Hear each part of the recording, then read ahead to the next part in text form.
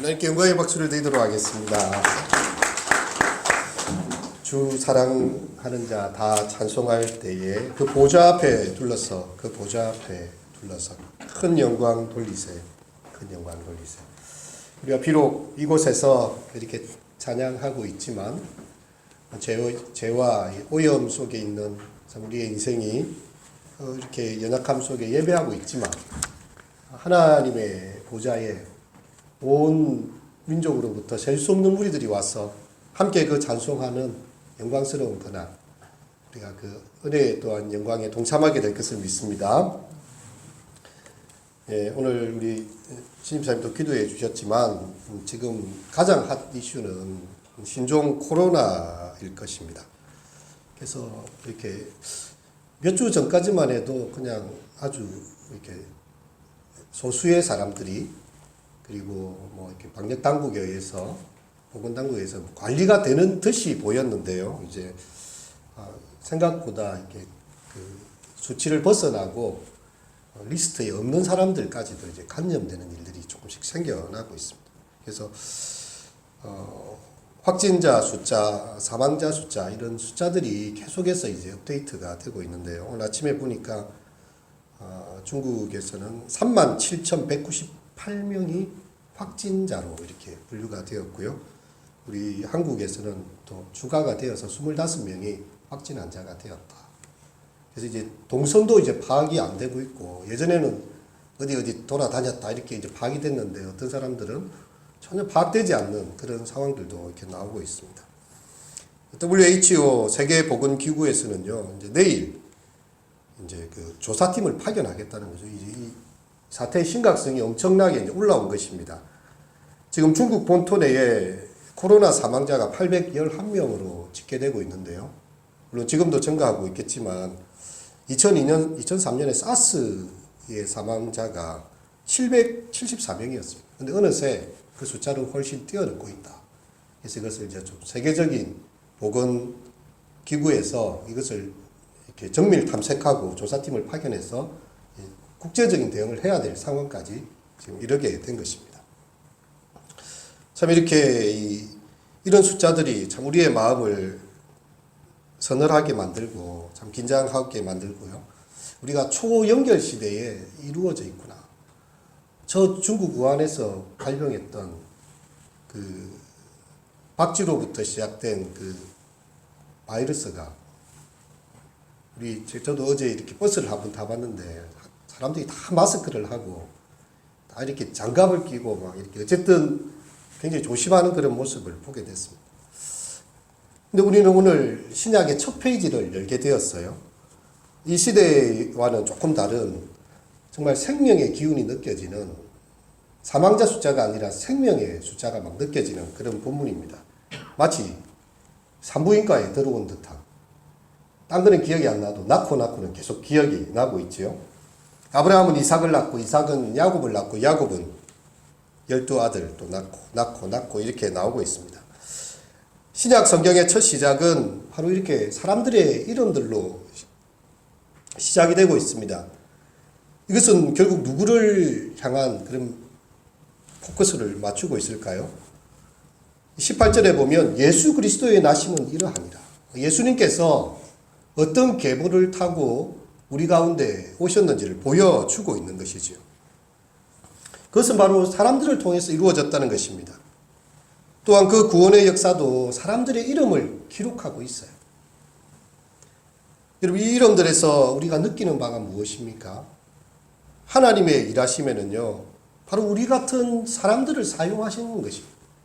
하나님께서 홀로 모든 일을 다 하실 수도 있지만 하나님의 역사에, 구원의 역사에는요, 그 사람들이 함께 그 일에 동참했다는 것이고, 또한 우리 주약교회에 올해 이렇게 재직회 하면서 새로 이렇게 세워진 직분자 또 함께 사역하게 되고 섬기는 직분자들을 쭉 적어놨는데 그 이름들을 통해서 이 역사의 하나님의 일들에 우리를 사용하시고 우리와 함께 하시는 하나님을 보게 됩니다.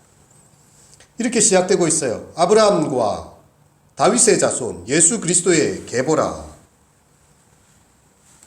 여러분, 아브라함에게 약속하신 온 천하 족속 민족이 다 너를 통해 복을 받게 될 것이라는 약속이 드디어 예수 그리스도를 통해서 성취가 된다는 것입니다.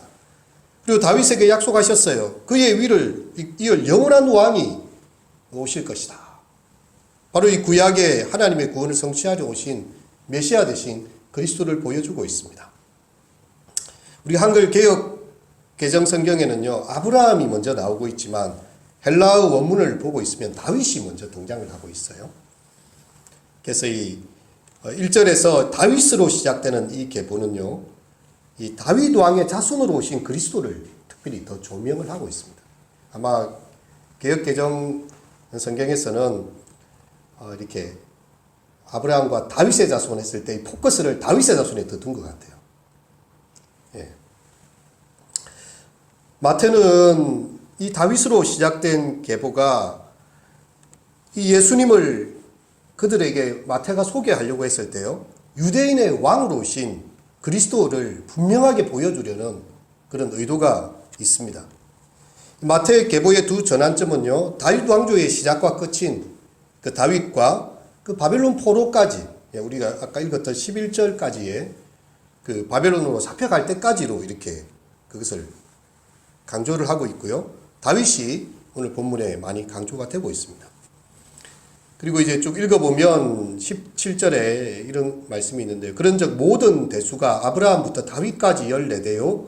다윗부터 바벨론으로 사로잡혀갈 때까지 14대요. 바벨론으로 사로잡혀간 후로부터 그리스도까지 14대더라. 여러분, 이 계보가 이거보다 더 훨씬 많겠지요. 물론 그 중간에 여러 사람들이 있었겠지만 지금 이것을 일부러 이렇게 조정을 했어요. 14대로 4대씩 3개로 묶어놓은 그런 특별한 이유가 있습니다. 이 14라는 것은요, 유대인에게 7의 배수로서 굉장히 의미가 있어요. 성경은 숫자에 의미를 부여하고 있는데 특별히 7이라는 숫자는 완벽을 가리키는 숫자입니다. 하나님께서 6째 날에 모든 것을 창조하시고 7째 날 쉬심으로 안식하셨다.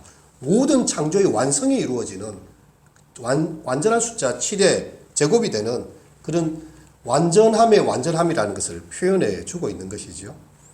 그래서 이제 마태는 예수님까지로 이어지는 이 모든 일을 통해서 이제 하나님의 충만한 때가 마침내 때가 찼고 이제 예수 그리스도를 통해서 새로운 시대가 열려지고 있다. 하나님의 정확한 타이밍이 드디어 맞아지고 있다는 것을 표현하고 있습니다. 그리고 또 한글과는 조금 다르게 히브리어나 헬라 알파벳에는요, 그 알파벳 그 고유 글자마다 숫자를 매겨놔요. 그래서 숫자의 그 기능도 하게 됩니다. 어떤 학자는 다윗의 히브리어 이름이요, 이 다비드 이렇게 이 숫자로 하면 14라는 숫자가 딱 만들어져요. 그래서 마태가 다윗의 자손으로서 그리스도의 계보를 확실히 하기 위해서 14대로 해가지고 분명하게 끊어 놓았다고 이렇게 보기도 합니다. 그렇다면 우리는 이 성경을 읽으면서 조금 낯설거나 질문할 거리가 없었나요? 우리는 물론 아브라함과 다윗 같은 믿음의 영웅들의 이름을 잘 알고 있습니다. 이삭과 야곱도 잘 알아요. 근데 나중에 보면 히스기야가 10절에 보면 므낫세를 낳고, 므낫세는 암을 낳고 있는데 므낫세는 악한 왕의 대명사로 알려져 있습니다. 근데 하나님께서는 그 므낫세의 계보를 통해서도 그리스도의 그 계보로 이어지게 하는 그런 좀 이해되지 않는 그런 부분을 보여주고 있는 것이죠. 뿐만 아닙니다. 고대 사회에서는요, 족보에 기록을 하지 않는 사람이 여인들의 이름이거든요. 전통적으로 여자들의 이름을 잘 넣지 않습니다.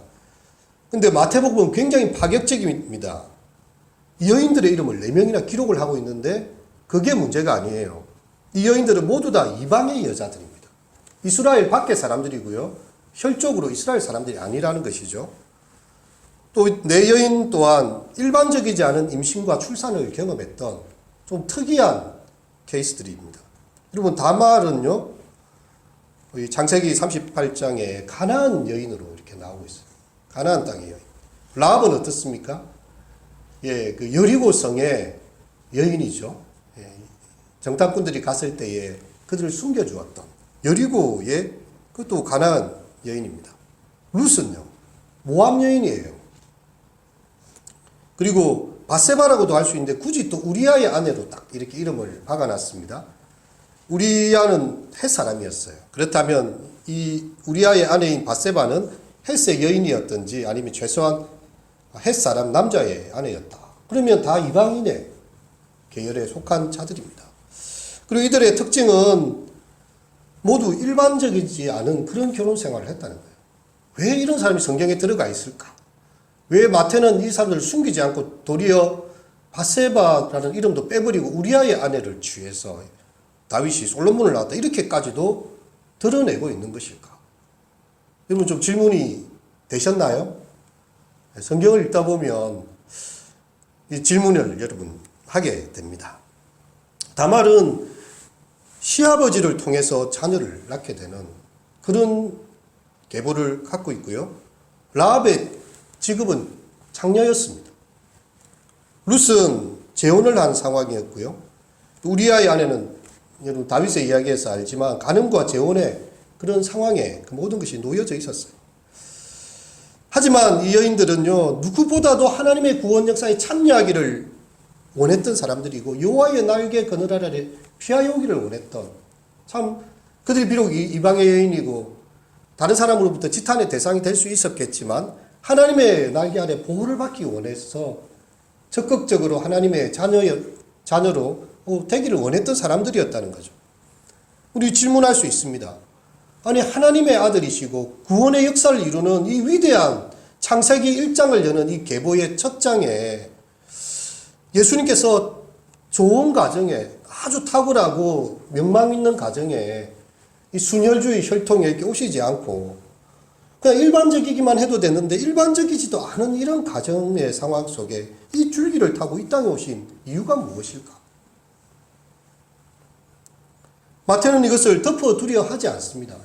14대의 이 족보를 맞추면서요, 그 여인들의 이름을 분명하게 밝히고 있고, 그 단어들도 이렇게 라합에게서, 룻에게서, 이렇게 우리아의 아내에게서 이런 식으로 이 단어를 분명히 드러내가지고 이 여인들의 이름을 주목하라고 마태는 이야기를 하고 있는 것입니다.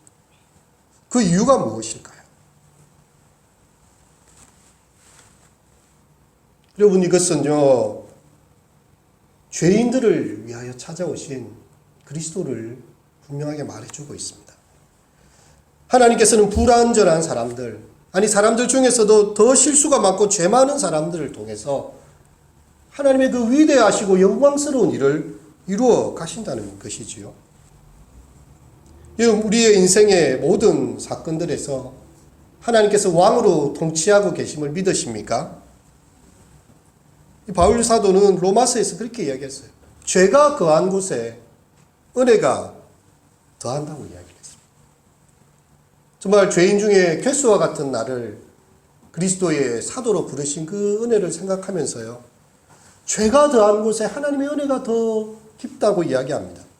그리고 이렇게 못을 박습니다. 은혜에 거하려고 죄에 일부러 불어 거해서는 안 된다. 죄는 지난 것으로 다 족하다. 그렇게 이야기를 하고 있습니다. 이 땅에 여러 종교들이 많이 있지요. 불교나 이슬람교, 또 그 외에도 여러 이렇게 계율들을 가진 종교들과 기독교의 차이를 들어라. 뭐가 기독교는 다른가라고 물어본다면요, 기독교는 바로 죄인들의 종교라는 것입니다. 죄인들을 위하여 주님 찾아오셨네. 주 안에 생명이 있네. 죄인들을 위해서 찾아오신 그리스도. 우리의 의와 율법과 도덕과 윤리의 어떤 기준으로 하나님의 완전 안에 우리가 다 이룰 수가 없습니다. 우리가 그 구약의 신명기의 법들과 레위기의 그 계율들을 생각하면요, 그 계명을 하나도 안 틀리고 다 지켜서 정말 구원을 얻을 사람이 있을 수 있겠는가? 하나님이 거룩하심에 우리도 거룩함을 쫓아가야 하지만 우리 인간은 연약한 존재임을 하나님은 알고 계십니다. 알고 계세요. 하나님께 우리가 그 모든 과정을 다 딛고서 그 율법의 산을 올라서 하나님의 곁으로 갈 수 없다는 것을 주님은 또 보고 계십니다. 그래서 저 높고 높은 별을 넘어 이 낮고 낮은 땅 위에 그리스도께서 아기로 베들레헴 말구유로 찾아오신 것이죠. 온 백성에게 미칠 큰 기쁨의 좋은 소식으로 그렇게 우리를 찾아오신 것입니다. 만일 우리가 이러한 종교적 계율과 율법과 혹은 어떤 법문을 가지고요, 그것을 스스로 다 지켜서 구원할 사람이 모두 다 할 수 있다면, 아니면 몇 사람이라도 그렇게 살아갈 수 있다면요, 굳이 하나님의 아들이 이 땅에 오실 이유는 없었습니다. 왜냐하면 어떻게든 그렇게 금욕해 하고 자기의 욕심을 버리고 그 법도와 윤리를 따라서 살면 구원에 이를 수 있기 때문입니다. 아니라는 거죠. 아무도, 모든 사람이 죄를 범하였음에 하나님의 영광에 이를 자가 없다. 예수님께서 오시는 계보는 낳고 이렇게 생명을 주는, 생명이 계수되는 계보로 나오고 있어요. 여러분, 창세기에 첫 번째로 계보가 등장하는데요, 이 족보가 등장하는데, 죄가 세상에 들어온 이후에 기록된 창세기 5장의 3절에서 32절에 보면 그 계보의 특징은 죽었더라가 계속 반복되고 있다는 것입니다. 아담은 셋을 낳은 후 800년을 지내며 자녀들을 낳았으며 그는 930세를 살고 죽었더라. 또 계속해서 이제 이렇게 다 죽었더라도 하나님께서 이것을, 이 선악과를 먹으면 정령 죽으리라 하신 그 말씀대로요, 사람들이 결국 열심히 살지만 그 마지막은 죽음으로 끝난다는 것을 보여주고 있죠. 그렇다면 우리는 예수님의 이름에서 그가 오신 목적을 보게 됩니다. 우리 마태복음 1장을 펼치고 있으니까요, 21절을 다 함께 읽어보도록 하겠습니다. 마태복음 1장 21절 시작. 아들을 낳으리니 이름을 예수라 하라.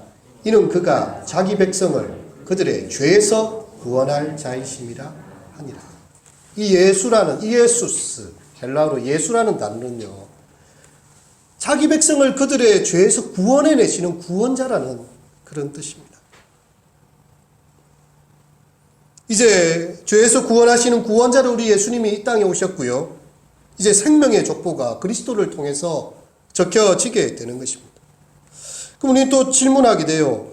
왜 하나님의 아들이 이 땅에 이 족보를 타고 이렇게 오셔야 했는가?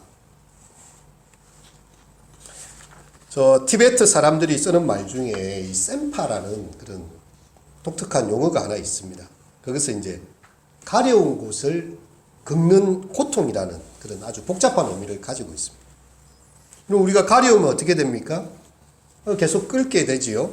그 이유는 가려운 걸 해소하기 위해서입니다. 근데 문제는 긁으면 긁을수록 또 다른 데서 더 가려워요. 또 다른 데서 가렵고. 그래서 더 긁어대고 이렇게 하는 순간, 어떤 순간에 그 가려움이 고통으로 바뀌는 어떤 시점이 온다는 것입니다. 세상 일이 그렇다는 것이지요. 뭔가 이 가려운 일을 긁기 위해서 그것을 급하게 서두르면서요, 그 가려움이 고통으로 오고, 또 그 고통 때문에 또 가렵게 되고, 이걸 도대체 벗어날 수 없는 악순환이 우리에게 되고 있다는 것입니다. 여러분, 사람들이 처음 죄를 지을 때는 뭔가 마음에 탁 걸려요. 제가 어릴 때 주일학교 전사님이 했던 설교 중에 이 별 같은 걸 딱 들고 이렇게 이야기하더라고요. 우리의 양심이라는 게 별과 같은 것이다. 얼마나 우리의 마음의 양심을 하늘의 별처럼 하나님께서 우리 마음에 두셨는데, 사람들이 잘못을 하거나 죄를 범하면요, 그게 탈칵 걸려요. 처음에는 걸렸는데 계속 그 양심의 소리를 무시하고 하다 보면 나중에 다 달아가지고 둥그레진대요. 그래서 죄를 범해도 이제 양심이 그 가책을 못 느낀다는 거죠. 그래서 우리가 처음 뭔가 잘못했을 때 잘못한 마음이 들면 그것을 빨리 회개하고 돌이켜야 된다. 그것이 무뎌지기 전에 빨리 돌이켜라. 그렇게 말했던 것을 기억이 납니다. 사람이 죄를 짓고도 죄를 지은 줄을 인식하지 못합니다. 그리고 고통에 빠져요. 혹시 좀 죄를 짓고 더 이상 이곳에 머물러서는 안 되겠다 생각하지만요, 그 가려움에서 자유로울 수 있는 사람이 얼마나 있겠습니까? 여러분, 늪에 빠진 사람, 아마존의 깊은 늪에 빠진 그 사람이 그 늪에서 빠졌을 때 살기 위해서 몸부림을 칩니다. 이 늪이 가진 특징은요, 밖에서 누가 이렇게 빼내주거나 뭔가 나뭇가지를 찾고서 이렇게 나오지 않는 이상은 살기 위해서 몸부림을 치고 버둥거릴수록 늪은 더 사람을 더 안으로 더 빨아들이고 맙니다. 몸부림칠수록 더 죄어들어요. 그게 이 세상의 윤리와 도덕과 선행의 그런 모습. 내가 깨끗한 삶을 살고 싶고 하고 정확하게 이렇게 정말 정결한 삶을 살고 싶어 하는데 그 계율이 자기를 더 얽매게 되는 그런 아이러니를 경험하게 됩니다. 쉽게 말해서 불교는요, 그런 가려움이 있으면 참아라, 가만히 있어라, 금욕해라고만 이야기합니다. 누가 이렇게 마약을 손에 대면 그 마약 때문에 인생이 망치고 그 마약에 중독이 되면서 금단 현상이 일어나고 그것 때문에 더 큰 마약을 써야 되고 그래서 인생이 종친다, 이거 모르는 사람이 있습니까? 알아요. 그런데도 그걸 찾습니다. 그 중독을 벗어날 수가 없고요. 그 습관이 끊기지가 않아요. 이건 나쁜 것이야. 그야말로 마약이야. 알지만 그 쉽게 손을 끊지를 못합니다. 하물며 이 죄의 중독이라는 것을 누가 거기로부터 온전히 자유로울 수 있는 사람이 있을까요? 그래서 성경에 예수님이 오신 것입니다. 스스로 끊을 수 없는 죄의 사슬을 그분께서 십자가로 끊으신 것입니다. 그분이 대신 그 사슬에 갇히셨어요. 우리가 정말 십자가에 절규하고 고통해야 될 엘리 엘리 라마 사박다니는요, 사실 우리가 하나님 앞에서 마지막 절규해야 될 그런 외침입니다. 자기가 죄를 짓고 그 죄 가운데서 하나님 왜 나를 버리십니까 해야 되는 그 자리예요. 하나님 우리를 구원하기 위해서 그분이 대신 그 십자가에 못 박히신 것입니다. 그리고 사슬에 갇힌 우리를 건져내십니다.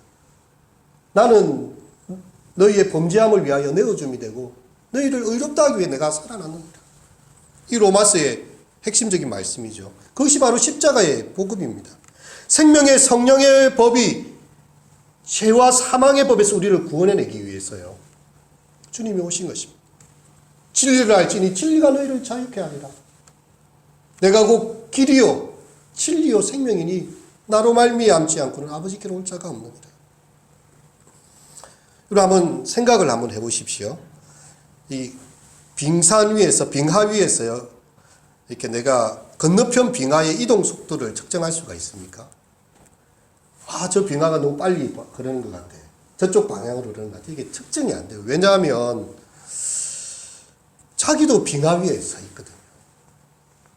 빙산의 흐름을 정확하게 측정하는 방법은요, 그 유빙, 흘러가는 빙하에서 내려와서 무트로 와서 그 든든한 땅에서부터 그 기준점, 제로 포인트 0점으로부터 정해져서 그 빙하가 동쪽 방향으로 지금 시속 14km로 흘러가고 있다, 이렇게 판단이 되는 것입니다. 그런데요, 우리가 죄 속에서 살아요. 자기도 죄에 대해서 자유롭지 못한데 이걸 정말 죄에 대해서 정말 뼈아프게 인식하고 죄의 고리를 끊어낸다는 게 과연 가능하겠습니까? 말씀이 육신이 되신 우리 예수님요, 그분만이 밖으로부터 계시된 말씀, 우리의 이 죄성을 갖지 않은 정말 우리와 한결같이 고난을 받으시되 죄는 없으셨던 그분이 하나님의 아들로서 우리의 죄의 상황을 정확하게 보실 수가 있는 것입니다. 그리고 친히 죄악된 세상 가운데 들어오셔서 우리를 구해내실 수가 있는 거예요. 그것이 계시 종교와 일반 이 사람들의 생각으로부터, 그들의 경험으로부터 나온 종교의 차이가 되는 것입니다. 근데 빛이 어둠에 빛이 되어 어둠이 깨달지 못했어요. 하지만 그분은 빛이시기 때문에 우리가 어둠 가운데 있다는 것을 이야기해 주십니다. 알게 해주세요. 자기 땅에 오매 자기 백성이 영접지 아니하였으나, 영접하는 자,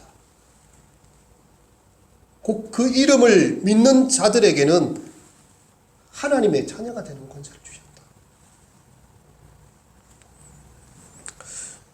여러분 오늘 이 족보에서 많은 이야기를 할 수 있겠지만 주목하여 볼 내용은 6절의 말씀입니다. 6절을 다시 한번 읽어보겠습니다. 시작. 이새는 다윗 왕을 낳으니라. 다윗은 우리야의 아내에게서 솔로몬을 낳고. 여러분, 다윗이 죄를 짓는 과정을 한번 생각을 해보면요, 그 죄의 교묘함으로 이 죄의 특징은요, 죄를 짓는 때는 그것이 죄처럼 전혀 느껴지지 않는다는 사실. 오히려 자기가 신이 된 것 같은, 내가 이렇게 해도 될 수가 있구나, 스스로가 이렇게 그런 자만함에 빠지게 됩니다. 죄는 성취감을 줍니다. 만족감을 줘요. 죄의 빙하에 올라탄 사람은요, 자신이 어떻게 흘러가는지 몰라요. 그냥 그렇게 죄 가운데 살아가게 됩니다. 사단이 첫사람 아담과 하와에게, 특별히 하와에게 와서 유혹했던 것은요, 이 선악과 이 먹는다고 결코 죽지 아니할 것이다, 너희가 하나님처럼 갖게 될까 하여 하나님이 선악과를 금한 것이다, 이렇게 이야기합니다. 방금 전까지만 해도 그것을 먹으면 하나님과의 관계가 깨어진다고 생각하고 있었는데 하나님에 대한 의심이 들기 시작하는 거죠. 저것 때문에 우리가 하나님처럼 될까 하여 못 먹게 하는 거예요. 하나님 정말 못 되셨다, 이렇게 이제 나오는 거죠. 하나님처럼 되는 마음을 어떤 주는 듯한 착각을 일으키는 게 바로 죄라는 것입니다. 다윗이 바세바에게 사람을 보냈을 때 거기는 우리아의 아내입니다라는 말을 들었을 때요, 그 죄를 짓는다고 생각을 했을까요? 정말 내로남불이죠. 남이 하면 불륜이 되겠지만 내가 하면 로맨스인 거예요. 내가 얼마나 이 우리아의 아내를 사랑하는데, 이것이야말로 진짜 사랑이다.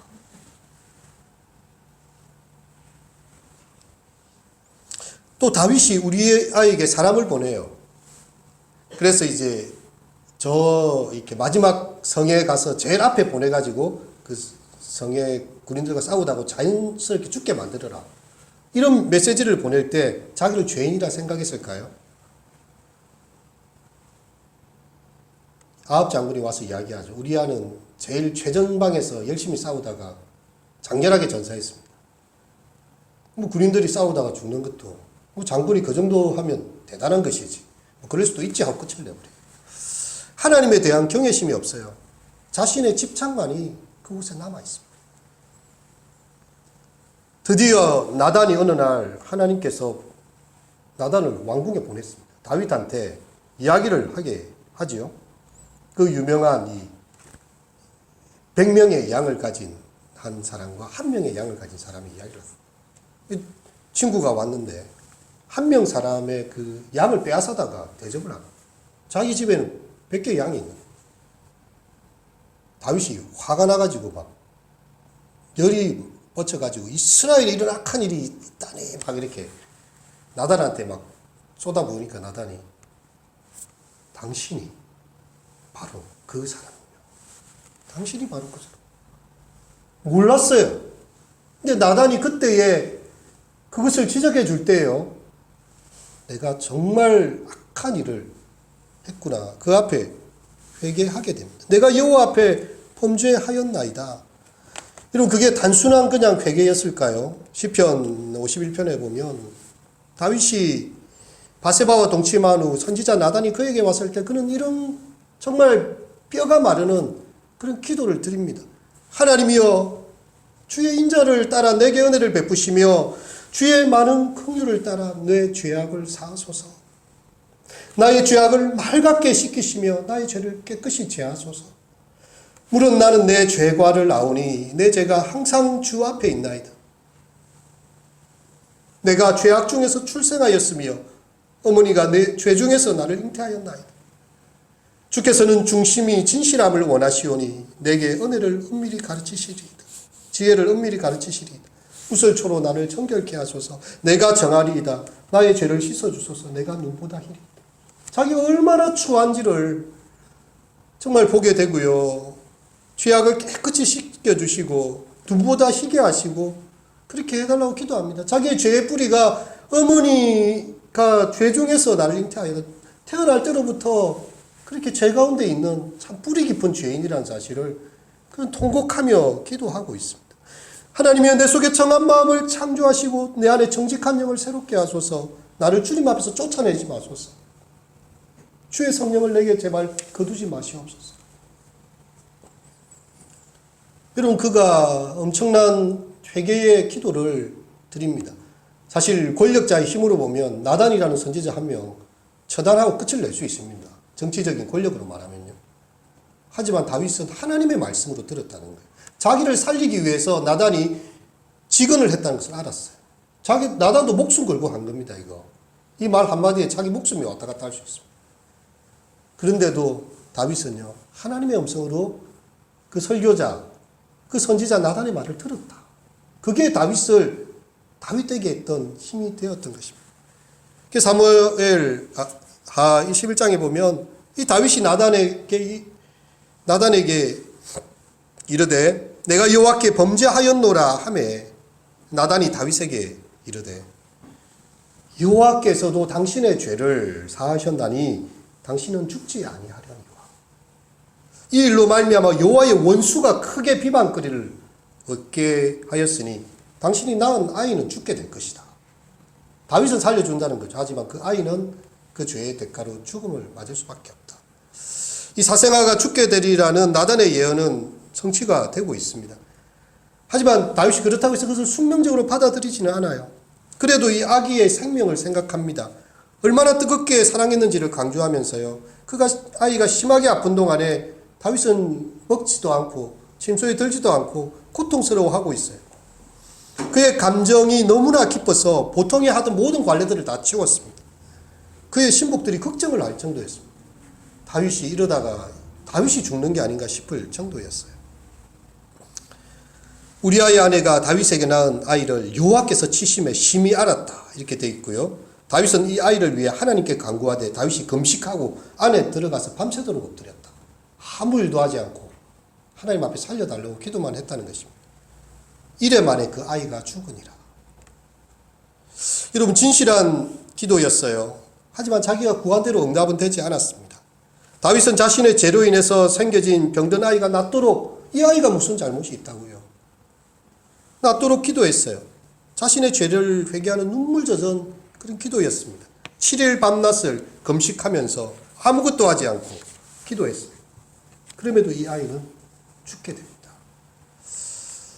여러분, 우리 여기서 나오는 다윗의 기도처럼 영문 모를 결과를 받는 기도들을 보게 됩니다. 이 욥이 기도하지요. 자신의 고통에 하나님 응답해달라고. 겟세마네 동산에서도 아버지에게는 모든 것이 가능하오니 이 잔을 내게서 옮겨달라고. 그리고 바울의 기도는 이 몸의 가시를 제거해달라고.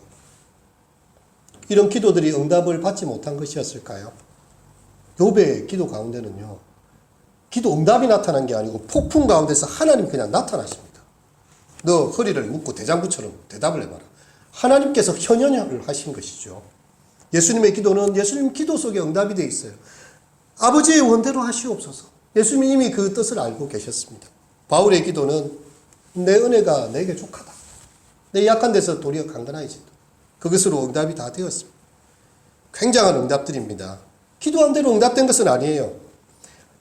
다윗 또한 이 아이의 병을 고쳐달라고 간절히 기도했지만 그 아이가 죽음으로써 응답을 받게 됩니다. 신하들은 이 사실을 왕에게 알릴 수가 없는 거예요.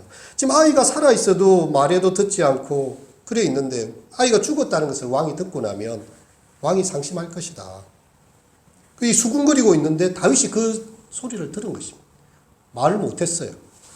그리고 몸을 씻고 기름을 바르고 의복을 갈아입고 여호와의 전에 들어가서 경배를 드리고 음식을 먹고 그 앞에 앉아 있습니다. 신하들이 이 행위에 대해서 너무 의아했어요. 그때 다윗이 대답합니다. 아이가 살았을 때는 내가 금식하고 온 것이 혹시 여호와께서 나를 불쌍히 여기셔서 아이를 살려주실지 누가 알까 생각함이었거니와 이제 죽었으니 내가 어찌 금식을 하겠느냐. 내가 다시 돌아오게 할 수 있느냐. 나는 그에게 복하려니와 그는 내게로 오지 않을 것이다. 이렇게 그의 심정을 표현하고 있죠. 다윗이 그의 아내 바세바를 위로하고요. 그에게 들어가 그와 동침하였더니 그 아들을 낳게 되었는데 그 아들의 이름이 누구입니까? 오늘 본문에 나왔지요. 솔로몬. 여호와께서 그를 사랑하사 선지자 나단을 보내십니다. 그 아이의 이름을 여디디아라 하라 이렇게 했어요. 여디디아라는 뜻은요, 여호와께서 사랑하신다는 그런 표현입니다. 이 기도의 응답은 솔로몬의 탄생으로 응답이 되었습니다. 심판의 메시지를 전달하던 선지자는요, 이제 사랑의 메시지를 전하고 있어요. 여디디아, 여호와께서 사랑하시는 자라는 이름으로 오고 있습니다. 다윗은 불행의 바다에 빠져들었어요. 심판의 칼바람이 자기 다른 자녀들과 관계 속에서 폭풍처럼 지나가게 됩니다. 길고도 힘든 세월이 이제 그 앞에 버티고 서 있습니다. 하지만 그 가운데 다윗은 여디디아, 이 솔로몬의 이름을 부를 때마다 하나님께서 대신 주신 이 아이, 나단이 전해준 하나님 나를 사랑하신다는 그 말을 항상 기억하면서 살아가게 됩니다. 죄와 저주의 자리에서 생명의 계보가 탄생하고 있어요. 회개의 기도가 있는 곳에서 은혜가 새롭게 더딥혀지고 있는 것입니다. 우리가 기도할 때 하나님 우리의 방식대로 응답하지 않아도요, 우리는 계속 기도해야 합니다. 그리고 우리는 하나님께서 행하시는 전혀 새롭고 놀라운 일들을 또한 보게 될 것입니다. 예수님의 계보에 오른 우리아의 아내 밧세바, 그리고 그를 통해 온 솔로몬이 다윗의 왕가를 이루게 되고 예수 그리스도의 계보를 이룬 이 것이야말로 율법에 종된 우리에게 참 복음과 자유를 주시는 이 생명의 메시지가 아니고 무엇이겠습니까? 오늘의 이 말씀을 잠시 생각하면서 묵상함으로 기도드리도록 하겠습니다. 함께 기도하겠습니다.